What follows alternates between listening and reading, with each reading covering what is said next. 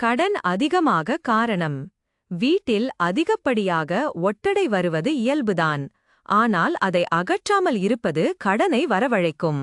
ஒட்டடையை ஆண்கள்தான் அகற்ற வேண்டும். எல்லா வீட்டிலும் அழுக்கு துணி வரத்தான் செய்யும். ஆனால் அதை 3 நாட்களுக்கு மேல் துவைக்காமல் அவை அப்படியே குவியலாக வைப்பது மேலும் கடனை அதிகப்படுத்தும். மாதக் கடைசியில் அரிசி, பருப்பு, உப்பு, புளி இவை எல்லாம் தீரத்தான் செய்யும். ஆனால் இவை அனைத்தையும் காலியாக வைக்கக்கூடாது. ஒரு கைப்பிடி அளவாவது வைத்திருக்க வேண்டும். குளித்துவிட்டு வேறு உடைகளைதான் மாற்ற வேண்டும்.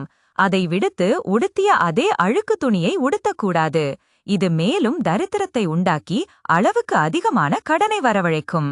சாப்பிட்ட பாத்திரத்தை உடனே கழுவவில்லை என்றாலும் அந்த பாத்திரத்தை காய்ந்து போகும் அளவிற்கு கழுவாமல் வைத்திருப்பது வருமானத்தை வரவிடாமல் தடுக்கக்கூடும். பிளஸ், சூரியன் மறையும் நேரத்தில் நாம் எந்த உணவையும் சாப்பிடக்கூடாது. சூரிய தேவனுக்கு நாம் மரியாதை செலுத்தும் நேரம்.